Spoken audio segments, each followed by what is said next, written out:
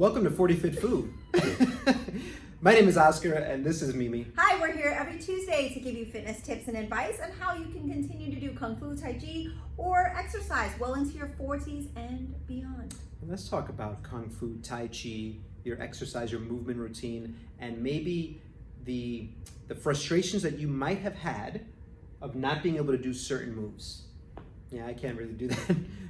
Raising your arm overhead, wielding weapons, maybe a push-up, right?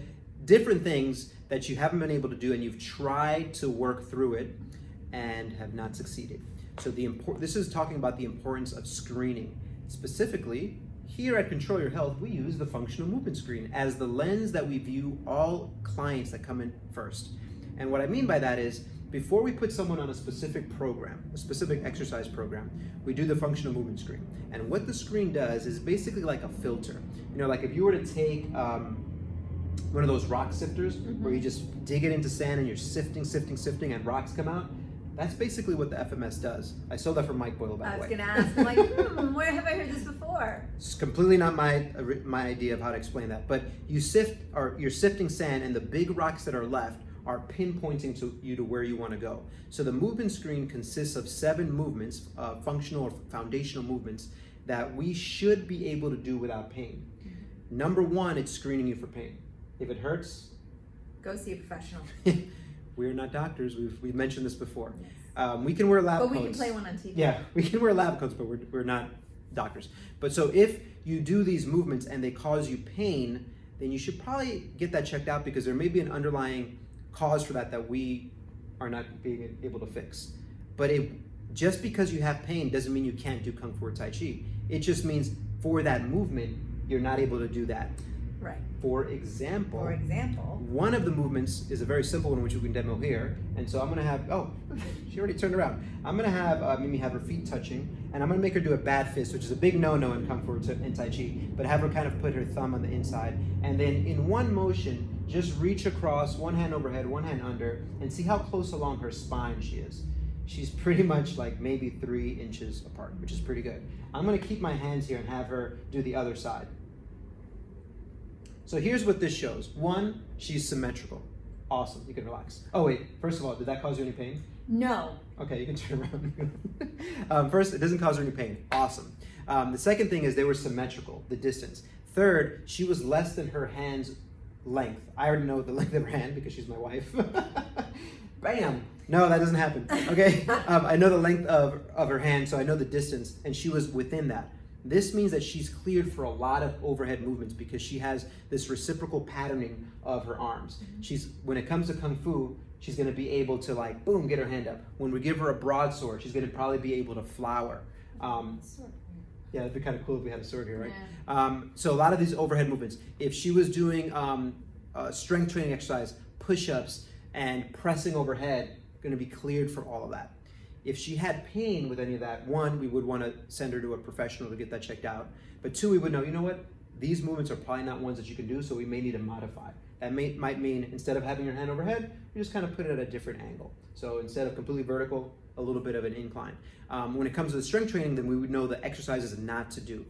But even more importantly, if there's no pain and it wasn't symmetrical or is outside of the lines that we want to see, then we can prescribe corrective exercises. Yay, corrective exercises!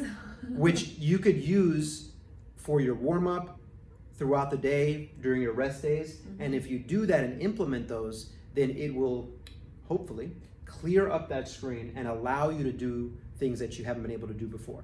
I speak from experience because my coach, Brett Jones, the first thing he did after asking, how's your sleep, how's your nutrition, how's your hydration, was, do you have any pain doing anything? And okay, let me see you do these movements. He took me through the screen. Right. And even though I knew what my score was, I still wasn't doing the specific corrective exercises. It took my coach to tell me, do this stuff. I did it, and a lot of my shoulder symptoms went away. I had shoulder issues that went away. Also, he checked and noticed that my ankle wasn't my left ankle wasn't moving correct as well as it should be. And so I did corrective exercises for my ankle, and it really improved my side to sides. Yeah, I was gonna say big shout out to Brett Jones also, because he also helped us kind of talk about what we wanted to structure this 40 Fit Fu about, which was, hey, do any of your students ever have, I've been practicing this stance or this kick over and over and over, and it's just not working, because he is also a big FMS resource. So shout out to him, and of course Mike Boyle. Little plug, I have podcasts with both of those guys. If you want to hear more about some of the things that we're talking about, they go really in depth and give a lot of great information. But yes, definitely a lot of students have told us, hey, I can't do this. Why? I keep practicing it. But if you keep practicing something the wrong way, or there's something that you aren't addressing, that's probably why you can't do it. And so this is a great way, I know, because even though this one was good, there was other things that I needed to work on. And it just gives you more information about yourself, so that you can then continue to do Kung Fu, Tai Chi, or some of the strength training, whatever you want to do. So we're offering that's very special opportunity for our Wallam members. Yeah, so if you're in Control Your Health, if you're training with me, you get this already. Yes, you already have the benefits. You lucky ducks. But if you are a Wallam Kung Fu student here at the temple, and you're watching this, I will do an FMS for you for free. Well, myself or one of my team will, depends on the schedule. We will give you a report, which will tell you exactly what that FMS screen does, or means to you. And then even more importantly, we will give you corrective exercises that you can do at home. Yay, that you can try to practice for a couple of weeks, and then see how that improves whatever your movement practices if you're a Kung Fu or Tai Chi student. We're happy to do that. Yeah, so first 5 people to respond. That was my next question. How many? We'll make it the first 5 people. My only caveat is, as I said, is if you already know you have a symptomology of a lot of pain, realize that I can't diagnose that for you. I may be able to tell you, hey, we can't do these things, we can do other things. But as far as treating pain, that's not my scope. We can work around it. We can find other things for you to do. And yeah, that's kind of it.